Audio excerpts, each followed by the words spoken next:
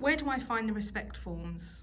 So it is available on the CCG website, and in particular a CCG ReSPECT resource page, and it can be downloaded from there and printed off. It will be available in multiple other places. You can import that link into other places in your system, and we will be making it available in paper form as well. Does it need to be printed in colour? It doesn't need to be printed in colour. We know many practices don't have colour printers, so black and white is fine. Can I photocopy it? You can photocopy it. The original should stay with the patient, but for example, when someone's going into hospital from a nursing care home, you can give a photocopy to the ambulance clinician. Ideally, you should sign that to say that it's, or the ambulance clinician can sign it to say it was a copy of the original. How do I keep a record of the ReSPECT form? So if you've completed a ReSPECT form and given them the physical copy, then you can scan it and put a copy of that onto your own records. Similarly, if a patient has come home from a hospital with a ReSPECT form, it should be scanned so that you have a copy on your records, and the original should stay with the patient. Is there going to be a better electronic system? At the moment, it's available as a PDF through the multiple places that I've mentioned. We are working on developing it as a Word form that can be imported into your system and auto-populated. How often does it need to be reviewed?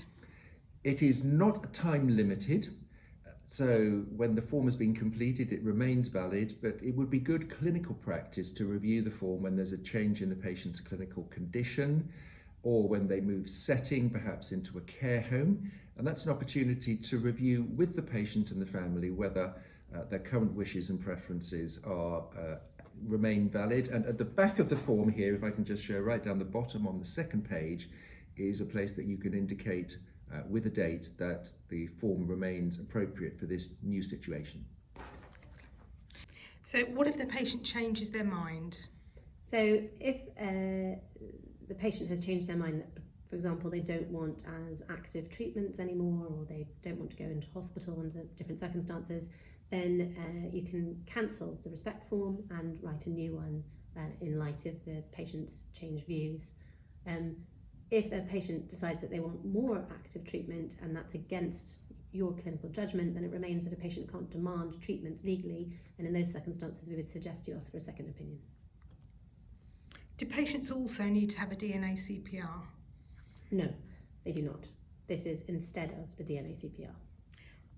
What are we going to do about the patients who currently have DNA CPRs? So the DNA CPR form remains valid, and the Ambulance Trust and other services are recognising both the DNA CPR form and the ReSPECT form. The plan is that in due course, in a phased way, when clinically appropriate, that when we review patients, that we should then perhaps be broadening out the thinking and the conversation, and therefore the paperwork, just from DNA CPR to ReSPECT, because this embraces the broader issues for the patient's wishes and preferences. So who can have a ReSPECT conversation?